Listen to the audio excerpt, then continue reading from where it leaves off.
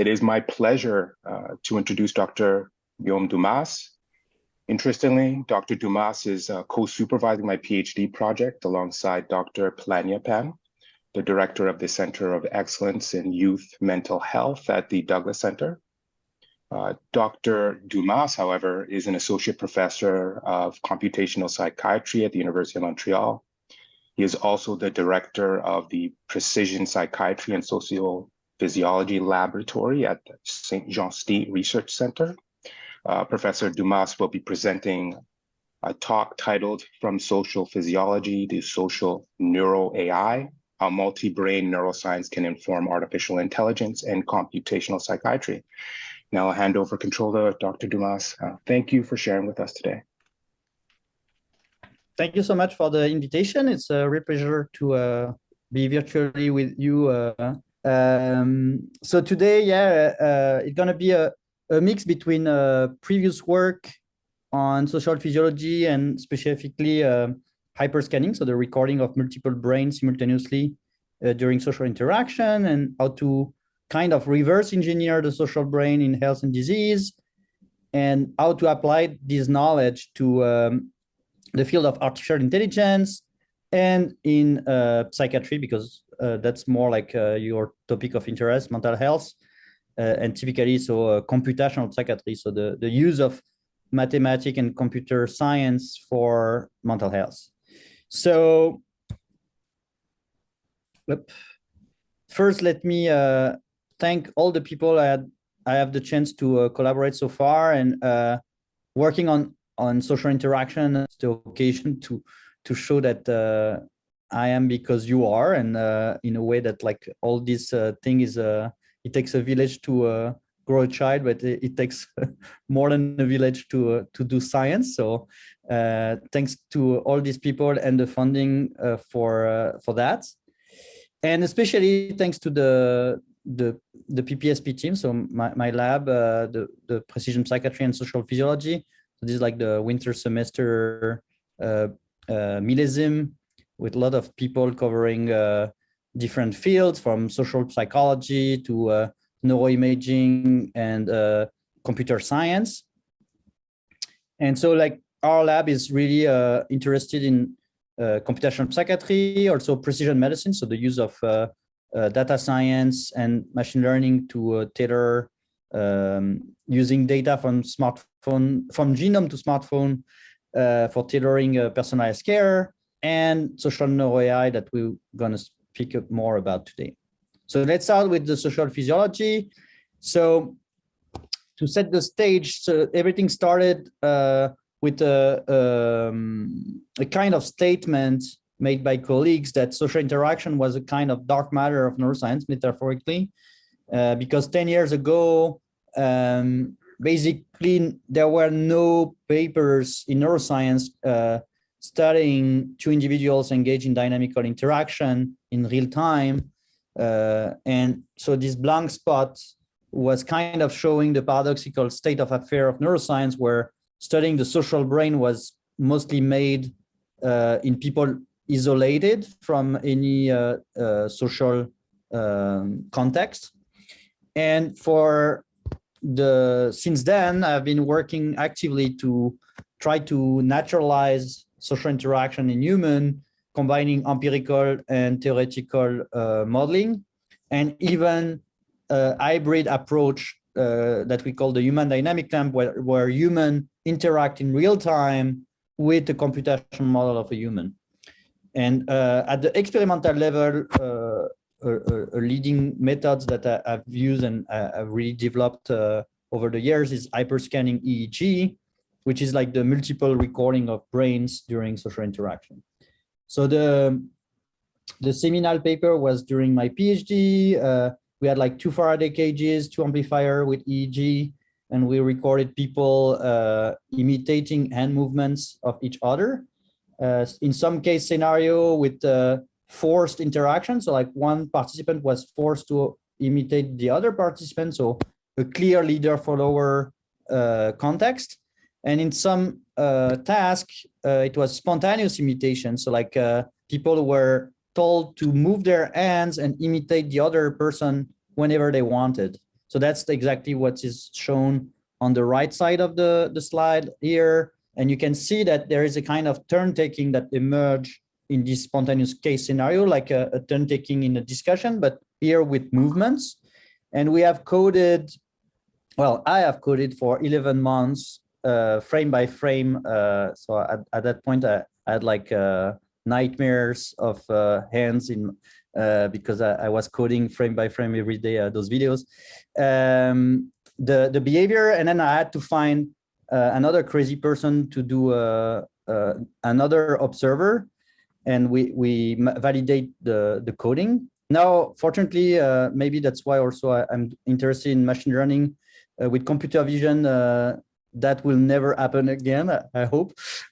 So we have an algorithm to facilitate this kind of analysis. And you see that there's two phenomenon, like one is the imitation of movement, so like the morphology of the movement, and another one is the behavioral synchrony. So the fact to do a movement at the same pace, in the same rhythm, not necessarily the same movement, but being in the same temporality. So the example I take often is in a jazz band, you have different instruments, so people are not doing exactly the same movement, but they are all in the same rhythmicity. And using this protocol, we first show at the intrabrain level that the neural correlate of social interaction was different from the neural correlates of social perception. So like kind of questioning the majority of the social neuroscience designs, because we were showing that beyond perceptual aspect, the fact to be actually engaged in the interaction was changing the way the brain process information. And it was even deeper than that, because the role that you were taking and the context in which the interaction was unfolding was also constraining the neural dynamic associated with that. And among the specific results that we had, there were like the fact that in forced interaction, people who were follower or imitator, so those who are on the receiving end of information, didn't have as much as the emitter or the leader reward related activation. So like there is a lot of literature about how social interaction is rewarding on its own. So like we have a social reward to interact with others. And in the case of spontaneous interaction, even for the imitator, there were like a form of reward. So like sadly for you today, you're more like in a formal context of induced interaction. So you don't have as much reward than I have apparently. But since we are before lunch, I hope it will be all right. So that was more like at the intrabrain level, but a more surprising finding was the emergence of also interbrain markers. So synchronization of phase activity in different frequency band that was associated with in the low frequency with the imitation behavior, and in alpha and higher frequency with the behavioral synchrony behavior. So something that was misunderstood at that time, and quite misunderstood, because I went from being accused of parapsychology to being rejected almost 10 times in a row, is that there is no telepathy here. Like the two people are exchanging information by the medium of behavior and through the video camera. So it's not telepathy at all. And also the thing is, it's not trivial either that they are doing the same behavior. So of course the brain is doing the same thing, because actually in this contrast, we are looking at the jazz band kind of thing, like the fact that model and imitator are not necessarily doing the same movement, but they are at the same pace and the same rhythmicity. Of course, when we look at just the imitation, so the morphological similarity, we have also synchronization associated with that, but they are more in the theta bands or lower frequency bands that have been early on in motor neuroscience associated with the velocity of movement. So that makes sense. Like if you do the same movement at the morphological level, the profile of velocity would be also more similar. But we go deeper into that later. So after this first paper that was hard to get out. We had less problems to publish the rest. So like we worked on language, we worked on attachment and familiarity. So like comparing insane participants, motor task or empathy giving to do hyperscanning to be associated with parapsychology. So we have published also some hands-on paper like about the hardware, how to set up your own hyperscanning system. And also we are developing open source Python toolbox to gather the best practice in the community and try to have a more like standardization of statistics, visualization, and methodology for the field, because as any nascent field, it was a bit the far west regarding methodology. So for meta-analysis and comparison of results, it was not ideal. And so you're, of course, more than welcome to use and to contribute to those. At some point, since you are also setting up a hyperscanning system at the Douglas, I think I will organize a workshop in Montreal for those who are interested with those kind of analysis. So beyond the technicalities, also there is a theoretical questions around those techniques. So like, what are we measuring? Is it like just the similarity of the dynamic? Is it the exchange of information and the communication between people? With a colleague, Mel Ferhurst, who is philosopher, who wrote like a piece that tried to disentangle all those factors that could be at play here in what we are measuring with hyperscanning, in the same way that initially people, when they started fMRI, were like reducing cognitive ability to brain blobs, and we realized that it's way more complicated, and it's a compression of many phenomenon and processes. Here is the same, like interbrain synchrony is not like one singular phenomena, it's the combination of many layers of factors. And so we need to have a clear theoretical grounding of those studies.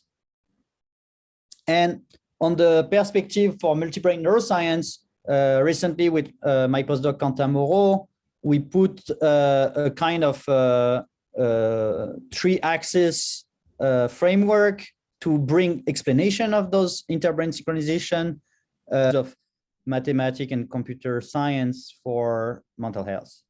So first, let me thank all the people I have the chance to collaborate so far, and working on social interaction. It's the occasion to show that I am because you are, and in a way that like all this thing is it takes a village to grow a child, but it takes more than a village to do science. So thanks to all these people and the funding for that, and especially thanks to the PPSP team. So my lab, the Precision Psychiatry and Social Physiology. So this is like the winter semester millésime, with a lot of people covering different fields, from social psychology to neuroimaging and computer science. And so like our lab is really interested in computational psychiatry, also precision medicine. So the use of data science and machine learning to tailor using data from smartphone, from genome to smartphone for tailoring personalized care, and social neuro-AI that we're going to speak more about today. So let's start with the social physiology. If there is like something unclear at any point, don't hesitate to interrupt me. I put the chat and the video also on the screen so I can monitor that. Don't be shy. I prefer that than you lose the thread and we got lost. So to set the stage, so everything started with a kind of statement made by colleagues that social interaction was a kind of dark matter of neuroscience, metaphorically, because 10 years ago, basically there were no papers in neuroscience studying two individuals engaged in dynamical interaction in real time. And so this blank spot was kind of showing the paradoxical state of affair of neuroscience, where studying the social brain was mostly made in people isolated from any social context. And since then, I've been working actively to try to naturalize social interaction in human, combining empirical and theoretical modeling, and even a hybrid approach that we call the human dynamic lamp, where humans interact in real time with the computational model of a human. And at the experimental level, leading methods that I've used and I've really developed over the years is hyperscanning EEG, which is like the multiple recording of brains during social interaction. So the seminal paper was during my PhD. We had like 2 Faraday cages, 2 amplifiers with EEG, and we recorded people imitating hand movements of each other. In some case scenario with forced interaction. So like one participant was forced to imitate the other participant. So a clear leader-follower context. And in some task, it was spontaneous imitation. So like people were told to move their hands and imitate the other person whenever they wanted. So that's exactly what is shown on the right side of the slide here. And you can see that there is a kind of turn-taking that emerged in this spontaneous case scenario, like a turn-taking in a discussion, but here with movements. And we have coded, well, I have coded for 11 months, frame by frame. So at that point, I had like nightmares of hands in because I was coding frame by frame every day, those videos. The behavior, and then I had to find another crazy person to do another observer, and we validate the coding. Now, fortunately, maybe that's why also I'm interested in machine learning with computer vision. That will never happen again, I hope. So we have an algorithm to facilitate this kind of analysis.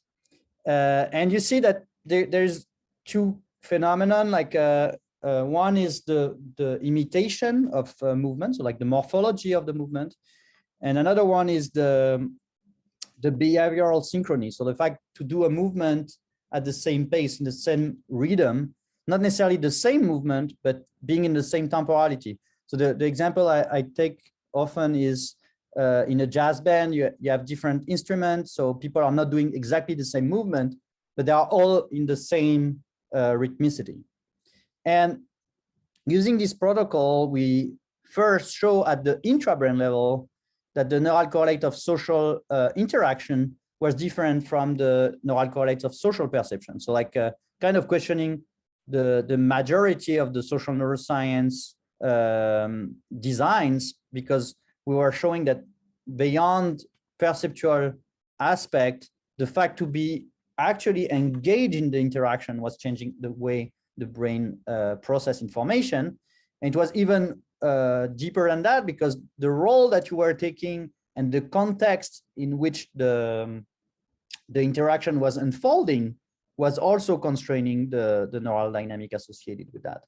And among the specific results that we had, there were like the fact that in forced interaction, people who were follower or imitator, so those who are on the receiving end of information, didn't have as much as the emitter or the leader reward related activation. So like there is a lot of literature about how social interaction is rewarding on its own. So like we have a social reward to interact with others.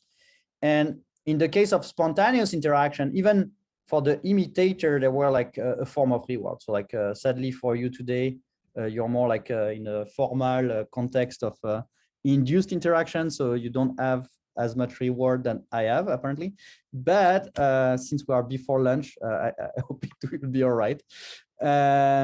So that was more like at the intrabrain level, but a more surprising finding was the emergence of also interbrain markers.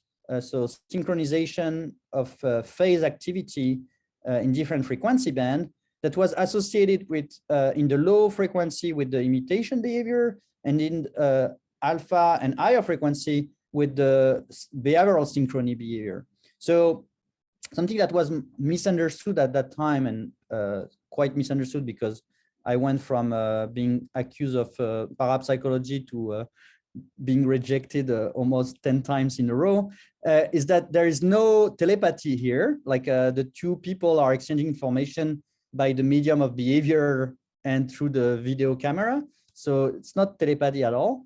And also the thing is, it's not trivial either that they are doing the same behavior. So of course the brain is doing the same thing, because actually in this contrast, we are looking at the jazz band kind of thing, like the fact that model and imitator are not necessarily doing the same movement, but they are at the same pace and the same rhythmicity.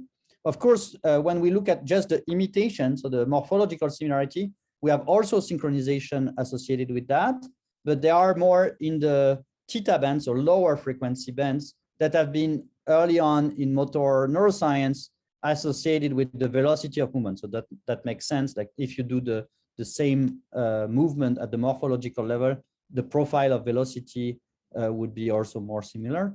But we go deeper into that later. So after this first paper that was hard to get out, we had less problems to publish the rest. So like we worked on language, we worked on attachment and familiarity. So like comparing insane participants, motor task or empathy giving tasks, more like affective tasks in romantic couple, best friends, and stranger, and showing how it modulates those markers of interbrain synchronization. And in a more funny way, like with a colleague, Pavel Goldstein in Haifa, who were studying pain. After one of my talks, we got a beer, and he mentioned that during the birth delivery of his last child, he was thinking about pain because he's a pain researcher, and of course, even during the birth delivery, you're thinking about your research. So he was holding the hand of his wife, and he thought like maybe there's like a social component of pain relief that needs to be studied, and we can use hyperscanning for doing that. So at first I thought he wanted us to put a hyperscanning system in delivery room, but he reassured me that as a pain researcher, they have like proper designs for that. And so we tested this affective touch effect on analgesia and pain reduction. We first validated at the behavioral level that indeed it was the case, that affective touch was reducing pain perception on the person that is touched. And we also show that interbrain synchronization happens to be objective correlates of this analgesic effect. So like a correlation of physiological marker at the interpersonal level and a more like affective effect of empathy and affective touch. And interestingly, for the field of multi-brain neuroscience and my quest to kind of understand what these interbrain synchrony are all about, here we are dealing with a behavior that is completely arrhythmic. So like touch is not a rhythmic thing like language or the imitation movements that I show. So it is it kind of rejects the hypothesis that those interbrain synchrony are just purely entrainment, which is a very important point. We also recently, with the team of Ruth Feldman, show that odor and smell have also a role in social behavior in babies, and how interbrain synchrony could be also an objective measure of this social attention of the baby. So here we had like mother sleeping with the same t-shirt for two nights, and we had the baby either interacting with their real mom or with another mom. And what we show is that when the other mom, the stranger mom, was interacting with the baby wearing the t-shirt with the body odor of their real mom, we retrieve the same level of social engagement and the same level of inter-brain synchronization. So as you see, like there are many other papers. Recently, since yesterday, I had like a lot of interview about a recent one where we show also on Zoom, and that's kind of ironic to say that on Zoom. The level of interbrain synchronization also is drastically diminished. So there are a whole line of research that is exploding, and interestingly, there were like a paper in 1965 that was already using hyperscanning, but so what happened during the 40 years where nothing happened? Basically, the paper was in Science, and the abstract was a one-liner. There were like only one figure, and they were pretending to have proven telepathy. So that may explain why during my master thesis I've been attacked of being a parapsychologist. So this paper may have kind of killed hyperscanning for 30 years until Reed Montague in Caltech reestablished the thing by doing 2 fMRI recordings. And so like that's why the curve is like that. So like after this paper, nobody deemed to do hyperscanning to be associated with parapsychology. So we have published also some hands-on paper like about the hardware, how to set up your own hyperscanning system. And also we are developing open source Python toolbox to gather the best practice in the community and try to have a more like standardization of statistics, visualization, and methodology for the field, because as any nascent field, it was a bit the Far West regarding methodology. So for meta-analysis and comparison of results, it was not ideal. And so you're, of course, more than welcome to use and to contribute to those. At some point, since you are also setting up a hyperscanning system at the Douglas, I think I will organize a workshop in Montreal for those who are interested with those kind of analysis. So beyond the technicalities, also there is a theoretical questions around those techniques. So like, what are we measuring? Is it like just the similarity of the dynamic? Is it the exchange of information and the communication between people? With a colleague, Mel Fairhurst, who is philosopher, who wrote like a piece that tried to disentangle all those factors that could be at play here in what we are measuring with hyperscanning, in the same way that initially people, when they started fMRI, were like reducing cognitive ability to brain blobs, and we realized that it's way more complicated, and it's a compression of many phenomenon and processes.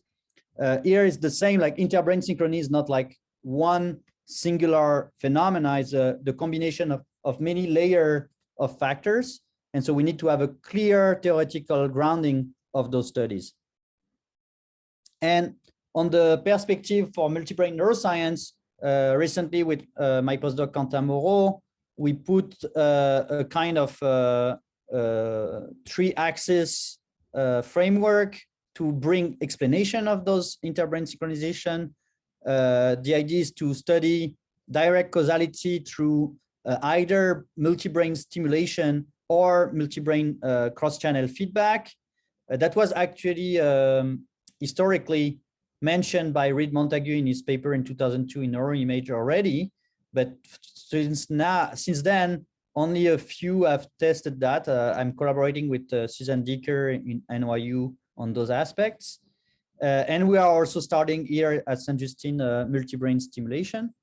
Another way to assess explanation of those interbrain synchrony is structural causations, and using controlled human-machine interaction to have better control on half of the dyad and being able to study, for instance, the integration of self and other information. I will show some results later on.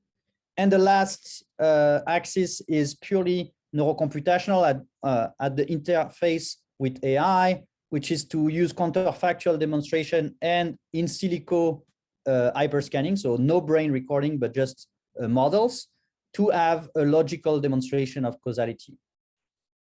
And so to illustrate the potential of causality beyond those correlates, Here is like a kind of staggering study from people in Northwestern University in Boston, where they use wireless optogenetics to stimulate simultaneously multiple mice and show that actually inducing interbrain synchrony instead of just recording that as a marker has an impact on social behavior. So here, for instance, the two mice on the top left are artificially synchronized, while the two on the bottom left are stimulated in the same brain region, but not synchronized.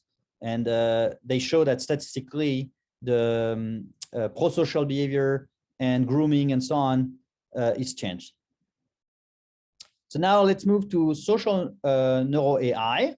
And so that would be a smooth transition with the computational modeling as a way also to have explanation about this interbrain synchrony. And it all started at the end of my PhD in 2012, where the field of connectomics was starting. Patrick Hagman has published this PLOS Biology paper. I had like that in my PhD dorm as a poster.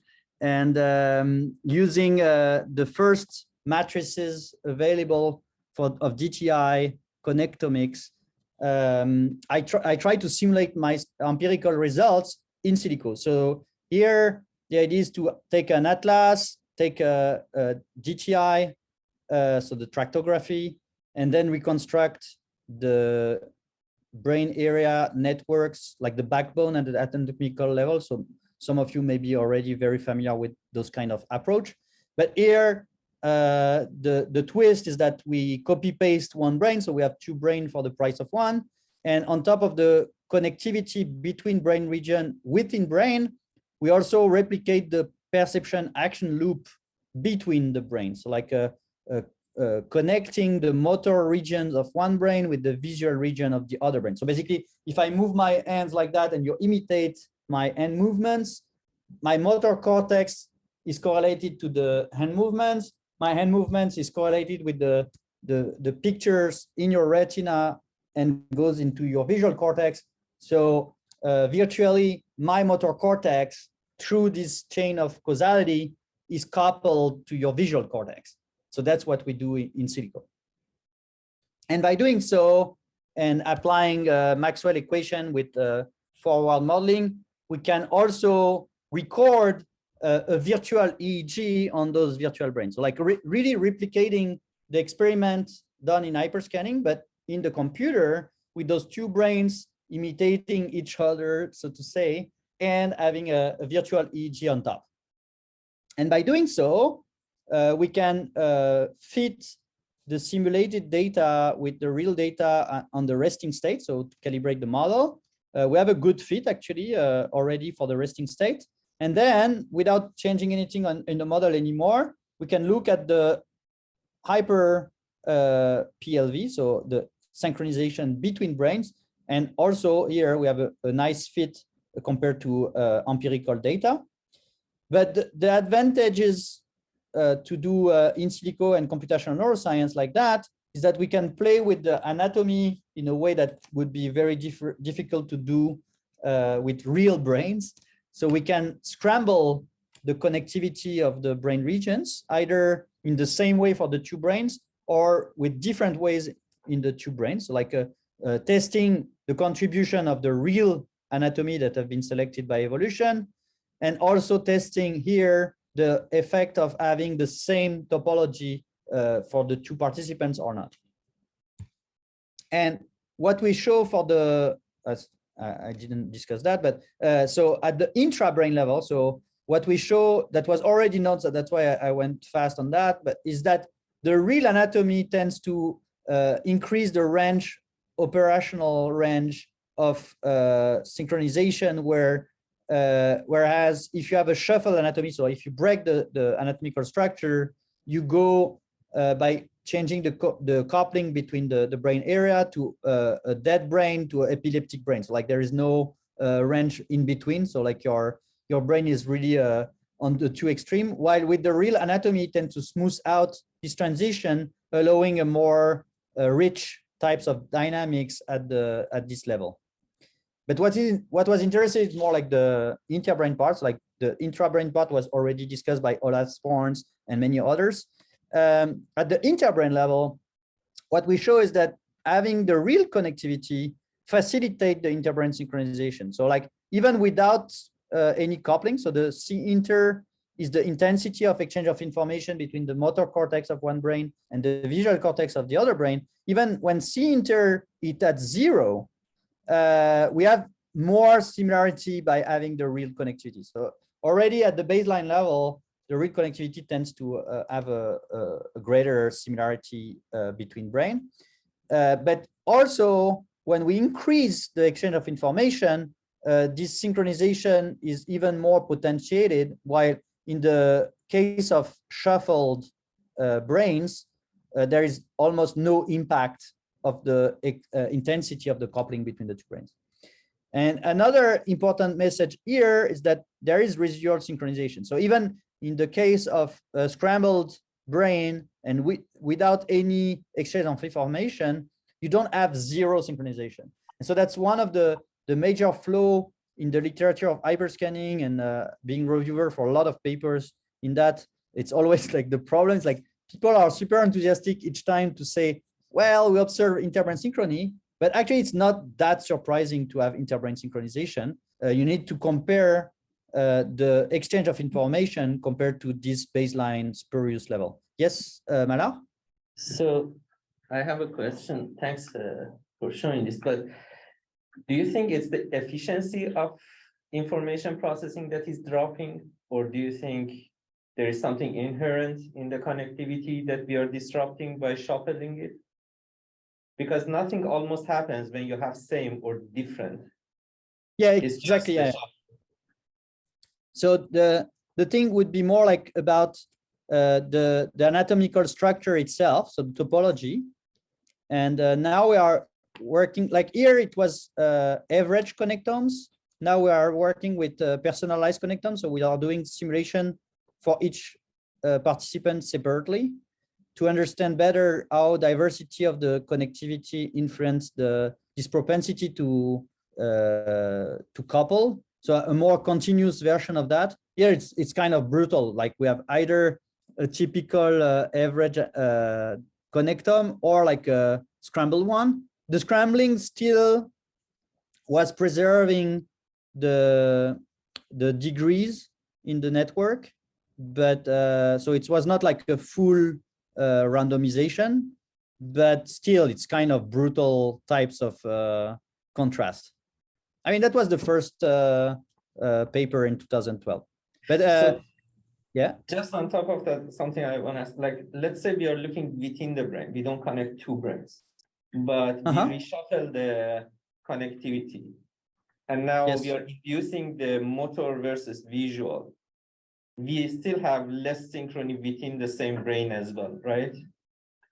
Or I'm trying to get it depends. Yeah. That depends. That's a good call. I think like clearly one of the reason you break this is that the perception action loop between people comes through the brain of the people, and there are like motor visual connectivity that is enhancing this resonance. And by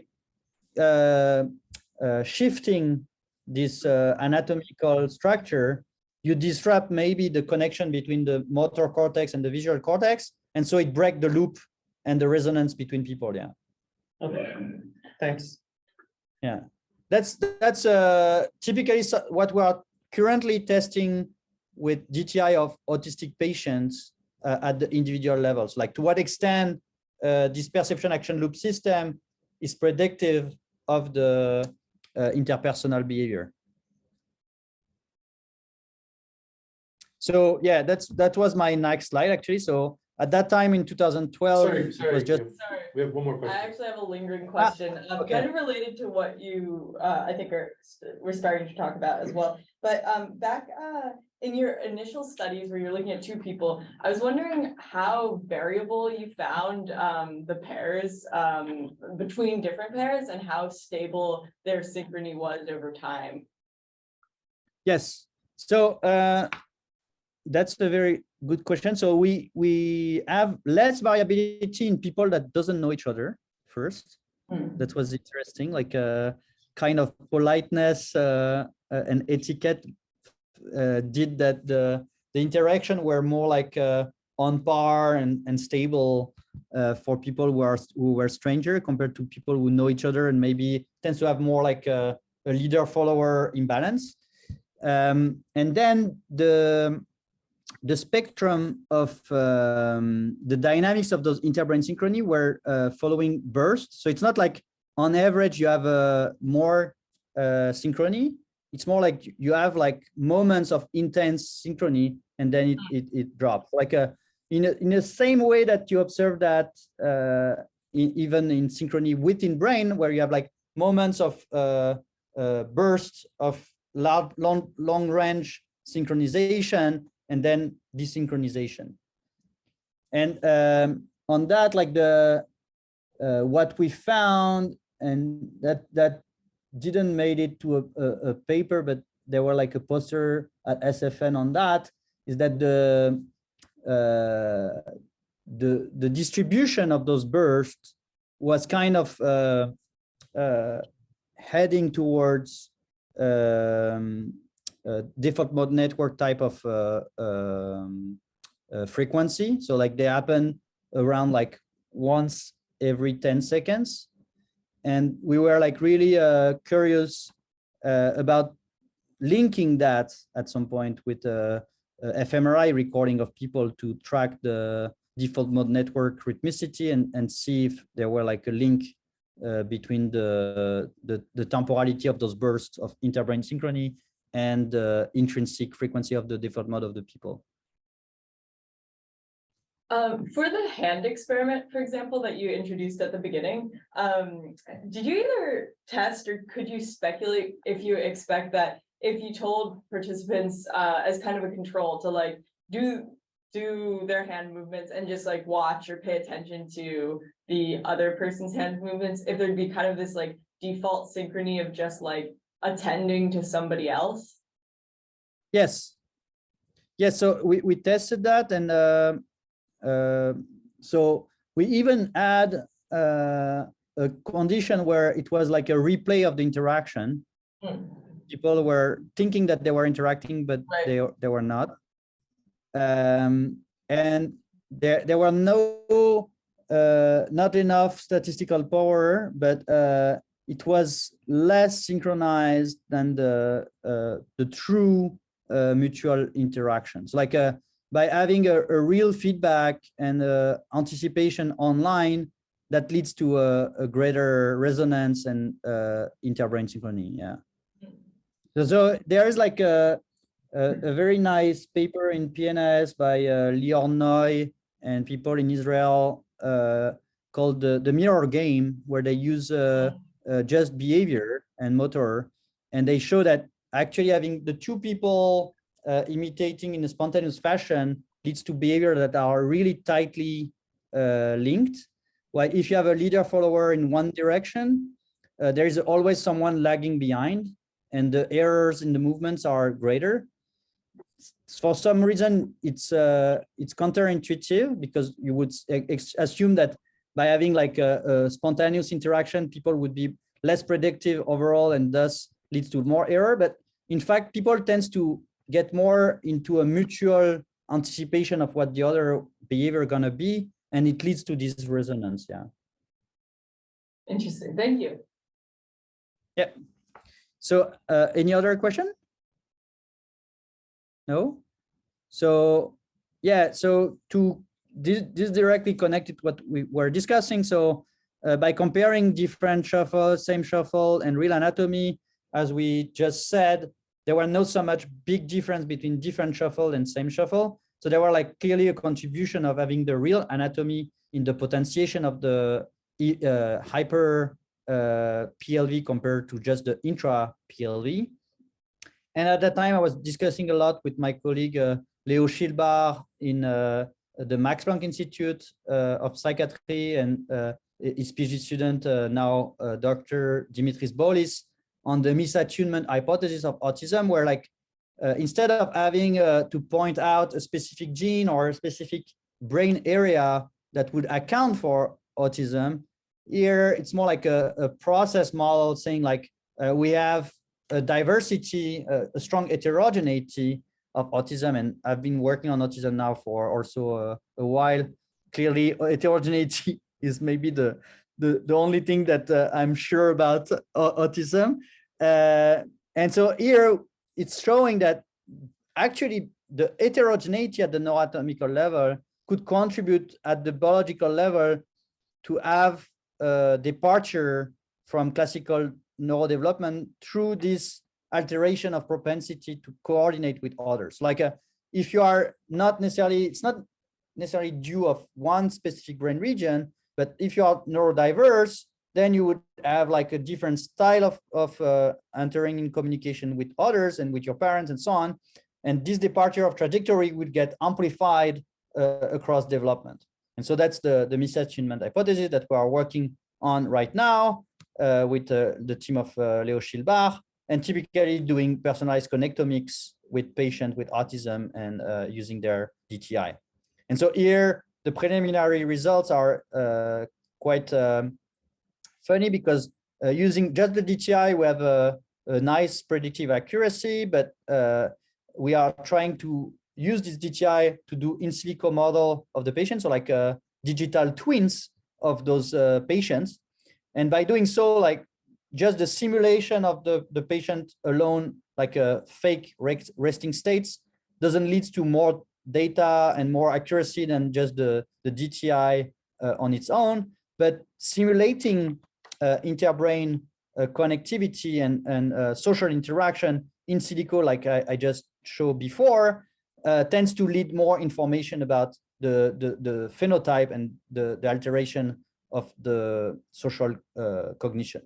So that's still ongoing, but it's pretty nice. And we are also working on more like physiological interpretation and explanation of those interbrain synchronization. So recently with my lab, we published in the Journal of Neurophysiology an explanation of the interbrain synchronization in the gamma band, which was like one of the weirdest aspects of those hyperscanning recording and results.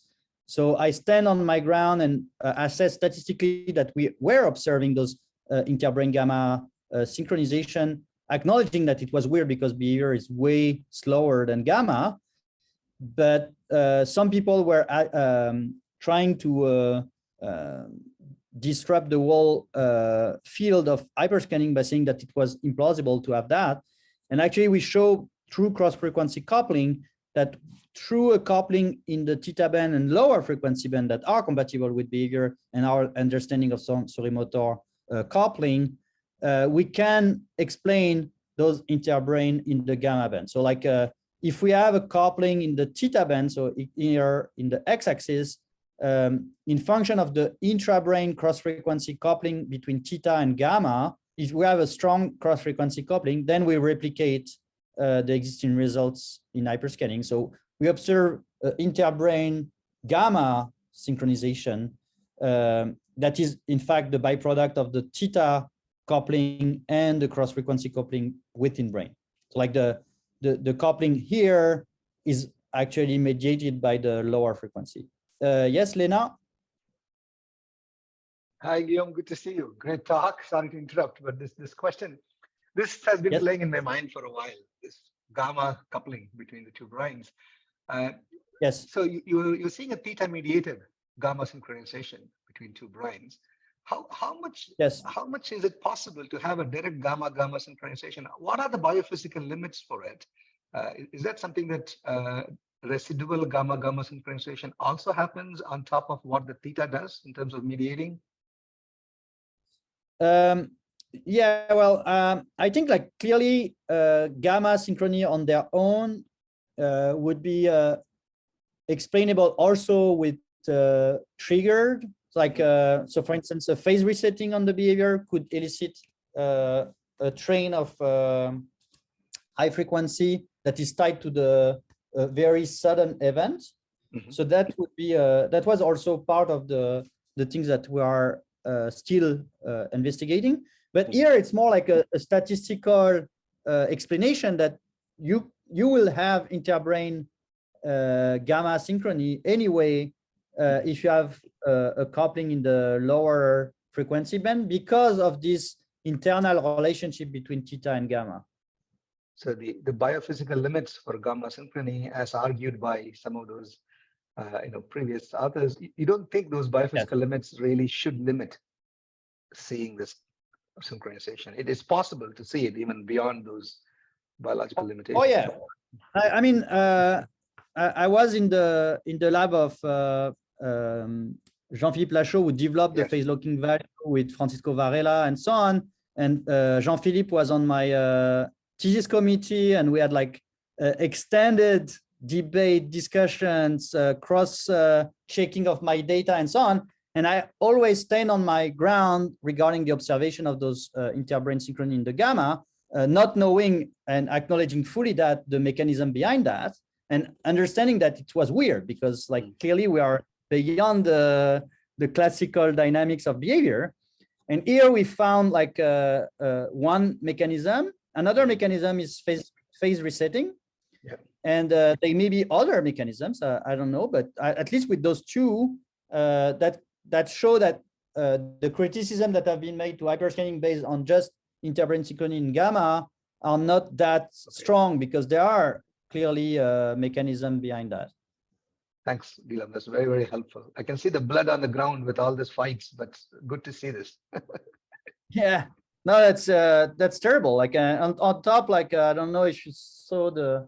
I guess you referred to the Holroyd paper. Yeah, exactly. So that was specifically painful as a young researcher to be attacked on those kind of things by someone that never worked on the field and just made this kind of very toxic and aggressive comments out of nowhere. I don't know what was the motivation behind that, but clearly there is like factual problems in the paper, and the editor even refused for me to do comments with other young researcher on the field. So yeah, well, but the best response is this paper in Journal of Neurophysiology, and continuing to bring rigorous science to back that up. Yeah. Thanks. I'll let you get on. Thank you. So overall, like, it's just also adding on the existing body of literature about synchronization in neuroscience. So it's not like synchronization has been new. People have been studying that since decades. Typically, the work of Singer and Gray on binding problem in cats for the visual cortex was in single unit and LFP. The work of Francisco Varela on access consciousness and awareness was made on MEG, and also many others in one brain. Here we are just showing that those phenomena can occur between brains and that they may have a functional role and at least are a valuable marker of social cognition. So I would skip then that, but the idea is that if you adopt a more like physicist mindset, as a disclaimer, I'm a physicist by training. My father is a physicist, so I'm a bit spoiled on that. Instead of looking at specific scale, you can try to abstract those relationships with the language of dynamics and dynamical systems. So it's a very nice way to glue different topics and different scales of observation, because the maths are agnostic to the terminology. And it's part of one of the three axes that now I'm trying to investigate with my lab for the artificial intelligence with social cognition. So the integration of temporal dynamic and dynamical system in machine learning, the fact that we need more biological plausible artificial intelligence, and also the case of social embodiment, and that social cognition require a body and interaction with others. So like moving away from the chatbots like OpenGPT that is behaving like having a social cognitive ability, but doesn't have.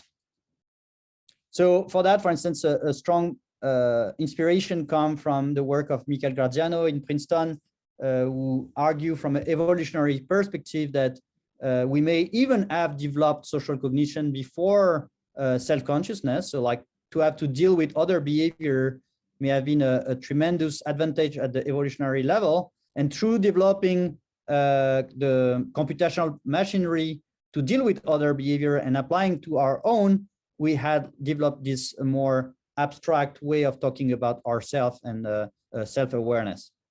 But that's really on the edge of philosophy. If we go into more like data and genetics, during my previous appointment at the Institut Pasteur in Paris, I spent 5 years doing paleogenomics. So looking at the evolution of the human brain compared to Neanderthal, Denisovan, and other primates. So fortunately, thanks to Svante Pääbo, who just got the Nobel Prize in Physiology, we had the DNA of archaic hominidae like Neanderthal, and that allows us to track on all the genome which genes have evolved or have been conserved across evolution. And at first, like a very disappointing result was that the brain was among the most conserved tissue in the body, so you don't mess up with the brain, and especially the synapse. So then we try to look at what still have moved in Homo sapiens, and we found enrichment of diverging genes, so genes that have changed their protein sequence more than chance in regions associated with social cognition and language. Typically, we had this very nice BRCA enrichment, but also we looked at more specifically single cell atlas to look at which genes have really changed in Homo sapiens, are specific of Homo sapiens. And we ended up discovering some very interesting genes associated with microcephaly and macrocephaly expressed in the cerebellum. And I had exchange with Philipp Gunz in the Max Planck at Leipzig, and with other paleoanthropologists like Jean-Jacques Hublin, with the actual cranium in Homo sapiens compared to Neanderthal, compared to, again, many people were thinking, oh, that's a prefrontal cortex, of course. Actually, that's more like the cerebellar parts of the cranium that have strongly changed in the bones that they found for Homo sapiens versus other hominidae. And so there is also a line of research with autism and other colleagues on the cerebellum, but that was interesting to see that there are signature of evolution associated with the social cognition and with the cerebellum, which is some often left out. And disconnect also with, those genes that are associated with microcephaly and microcephaly, there are also genes of morphology, and like, for instance, topoisomerase 3, AHI1 is also implicated in, I think, Joubert syndrome, which is like a strong alteration of the cerebellum. And it connects with older theory also that human evolution was not necessarily directly social on its own, but could be also linked to a extended period of plasticity, a phenomenon called neoteny, that allow more social learning and enculturation of the human brain. So that's like, in the words of here, Jean-Pierre Changeux and colleagues, that the prolonged postnatal brain development and the non-genetic interaction, basically social learning and social interaction with physical, social, and cultural learning, give rise to categorically human-specific cognitive ability, including the recursivity of language. We are far from the recursivity of language, but we recently published with Jean-Pierre Changeux a multi-scale model of high-level cognition, trying to operationalize in a computational model this multi-scale perspective of the human brain. We put the metacognitive level here just as an illustration of what the perspectives are, but at least in our model, we delineate the necessary condition to have perceptual representation at the visual level, the ability to combine representation for cognitive task, and even report using trace conditioning. So like we show a stimulus to the model, then we remove the stimulus and we have a trigger, and the model needs to answer based on a cognitive task. So like with working memory and what is associated with consciousness at the reportability level, so access consciousness. I'm not talking about qualia and phenomenal consciousness here. So like global neural workspace.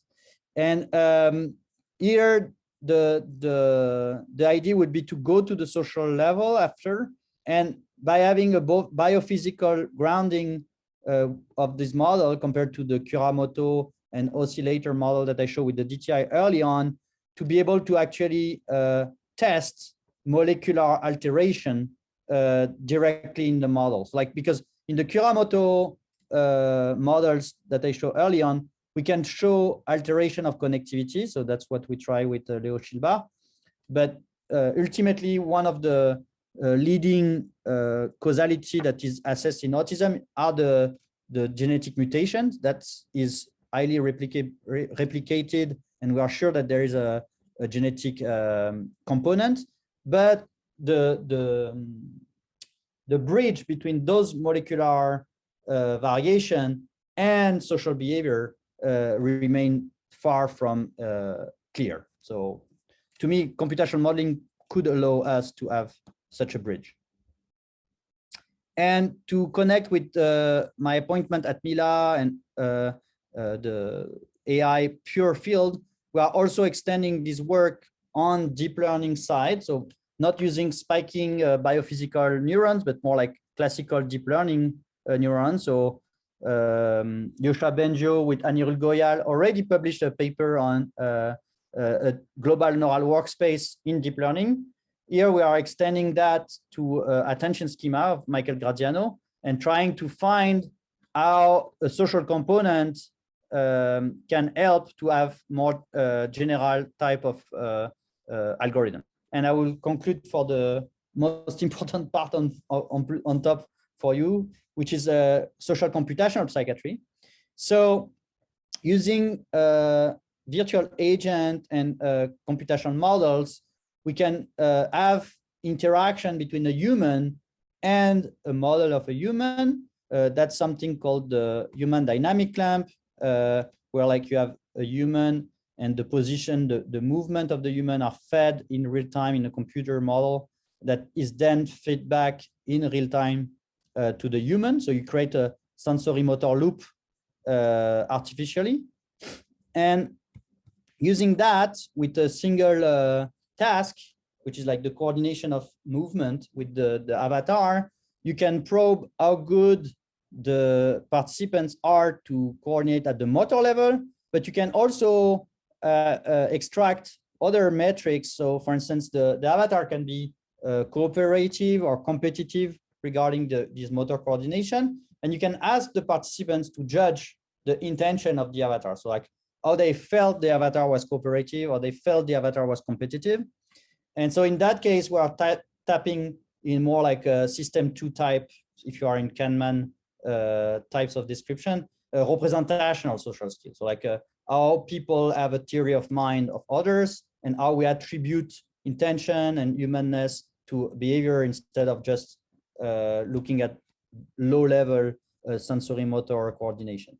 And using only those behavioral aspects, we were able, in my previous appointment with the Robert Debré Hospital in Paris, we ran that on more than 120 kids at the hospital in a pediatric department.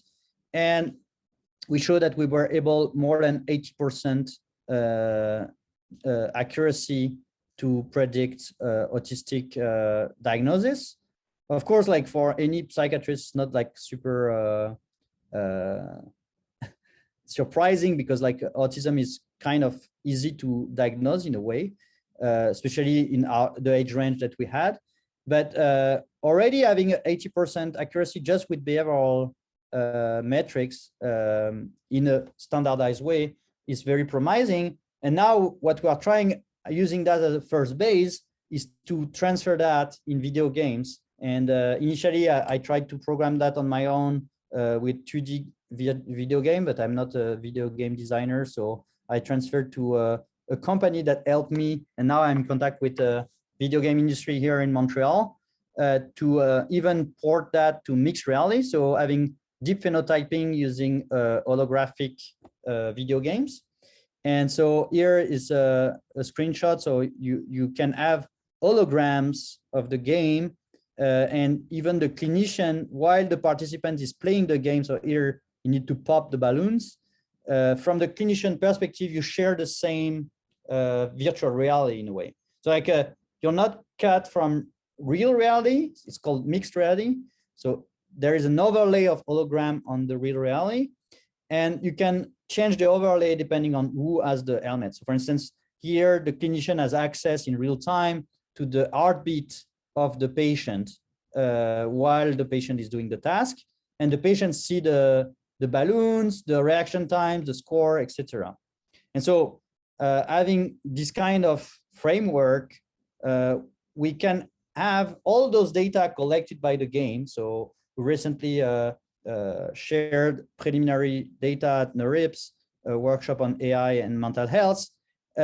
We collect all those kind of data, even eye tracking now with the HoloLens 2, and using simple decomposition architectures like autoencoder for now, we have also a pretty good accuracy on just like for now, the identification of players. So showing that those data are very a signature of the individuals.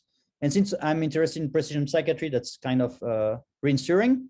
But ultimately, what we want is to have that on large population and have normative models of trajectories across patients and controls for different games and different tasks. And ultimately, having those profiles normalized would allow to do stratification of patients, to have a homogeneous subgroup. Like, you know, the story, it's like the precision medicine approach. I've been working on the genetic side for this stratification, but I'm pretty confident that behavioral stratification may be even a lower hanging fruit and a very easy to deploy strategy. And beyond just like stratification and the measurements, we can even think about video game as a interventional strategy. Some are already doing that with VR or with tablets. In our case, the thing that I'm trying to dig in is to recapitulate the development, the cognitive development of kids, and combine the notion of the zone, like the flow zone in video game design, with the proximal development zone of Lev Vygotsky. So having the kid who are challenged with social cognitive skill at high level to bring them back in their zone of proximal development with more like basic sensory motor skill, and through the game design, bring them progressively to go back to the social cognitive skills at higher level. So that's about that. As you see, the strategy is to combine integrated neuroscience and specifically social neuroscience on one side, and more like systems biology and computational biology on the other. I less spoke about the genetics except for Neanderthal, but there are also other pieces of paper that I could not cover, of course, in such a short amount of time. But to me, there's like two disciplines have a lot to exchange to achieve precision psychiatry. And beyond the discipline, the big deal is indeed to have the social dimension taken seriously. Right now, in the research domain criteria, for instance, of NIMH, it stopped at the behavior. There is no social dimension. we are trying, for instance, with colleagues at McGill, actually, Lawrence Kiermaier, to integrate the transcultural dimension and the social dimension in computational models. That's something that go beyond even the individuals. So an illustration on that to do how we can do computational psychiatry beyond individual brain, so beyond the skull. Here, for instance, we did natural language processing on Twitter and on PubMed regarding the representation of people of autism. And with this paper, we show quantitatively that there is a misalignment, or like a rendezvous manqué in French, between the expectation and interest of family and patients on one side and the founded research and the topic published on the other. And so that showed that also computational psychiatry could be oriented toward policymaker and researcher, not only about the brain processes, but also about our way of generating knowledge about mental health.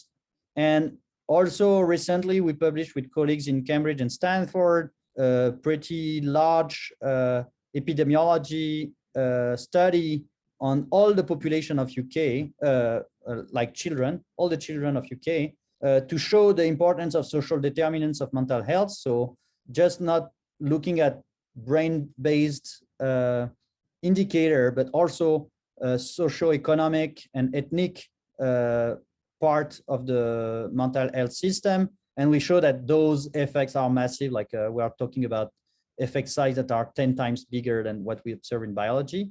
And so that shows also to policymaker that it's not because it's social science that we cannot do that in a quantitative way, and we cannot have a big lever to act for the best of the patient. So yes, the remaining challenge also that you may also be familiar with is to bring those computational approach in the university curriculum for clinicians. Typically, we have this paper with colleagues in France. We were happy of the title, From Machine Learning to Student Learning. So it's good to have machine that learn, but how to make student learning about machine learning. And we show that it's not only about technical knowledge, it's also about institutional levers. So we need to have an institution that favorize this new culture of computational psychiatry. I know Joshua Gordon, the head of NIMH, is pushing for that actually in the US. And I think Canada is also starting to do that. But we need to not only say, okay, learn machine learning, but have the whole pathway for those new line of clinicians in the future. So we are doing that with Michael Chassé at UdeM. So we started a first course in French about computational medicine. It's called Foundations of Computational Medicine. But I know also in McGill, typically in the biomed department, there are courses that goes on those lines. So thank you. Is like a wrap up of the key points. If you have a question now, I'm more than happy to answer. And if you have also a question later on, please ask by email or Twitter. Now I'm also in Mastodon because Twitter is collapsing. And of course, the papers are on my website in open access. Okay, so I have Felix. Yes, first of all, I'd like to thank you for this extensive presentation. It was really fascinating to learn about all this stuff and all the research that has been ongoing. I had a question actually regarding the experiments you presented at the beginning regarding the interbrain synchronization. I was wondering during those different tasks that were performed, if there were any brain areas where we observed that they were maybe more resistant or more inclined to synchronize to the other brains, or was it overall pretty homogenic in that sense? No, actually, that's a very good question. That's the only part I skipped in the talk.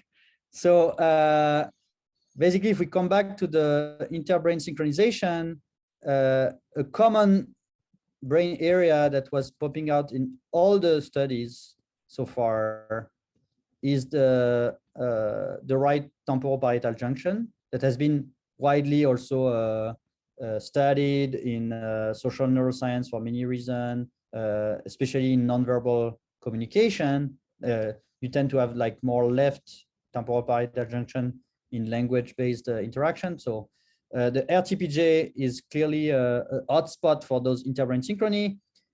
It was at the time when we observed that there were many possibilities. It has been associated with theory of mind. It has been associated with perception of biological motion. It has been associated with temporal attention, also in psychophysics. So it's like RTPJ is this kind of brain area with like the ACC that does so many functions that you don't know anymore what exactly it does. But maybe that's also a call for rethinking our way of looking at physiological correlates in the brain. But using the human dynamic lamp, so the human interacting with the computer, we were able to trace the brain region that were associated between self behavior and other behaviors, like the behavior of the avatar and the behavior of the participants, okay? And on that first, the self behavior is completely a replication of Karim Gerbi PNS 2007. So we retrieved the primary motor cortex, that's logic. And as I say, it's correlated in the theta band because there is a functional equivalence between theta band activity and velocity of movement. That's like it's a Nature paper by Scott Kelso, 1998. If you're interested, it's a beautiful paper in MEG. But on top, we were also, thanks to this design with a virtual avatar, not only to retrieve the self behavior, but also the other behavior in real time. And in that case, that's the blue part of the brain here. And when we look at the overlay of self and other, we retrieved the RTPJ that was the hub of interbrain synchronization. So what does it tell us is that maybe the RTPJ, it's not like it's more active specifically in that case. It's more like you have two distributed networks that are coordinated with the ongoing behavior of the self and the ongoing behavior of the other. And RTPJ happen to be at the intersection of those two networks. So after true developments, having this intersection may lead to social related processing, of course, because it's the hub between self and other. And that's maybe why we find theory of mind and so on associated with RTPJ. But in our case for interbrain synchronization, that makes totally sense then that it's a hub for interbrain, because if the information in there is the intersection of self and other, that's exactly the same information in the two brains, because the self is the other of the other and vice versa. So that would explain why RTPJ is in the data a big hub of interbrain synchrony. Thank you so much for that extensive answer. Now it makes things clearer. Thanks a lot, Guillaume. Really appreciate the talk. Really fascinating stuff. And my pleasure. We can have you over here in person sometime. All right. Yeah. Take care.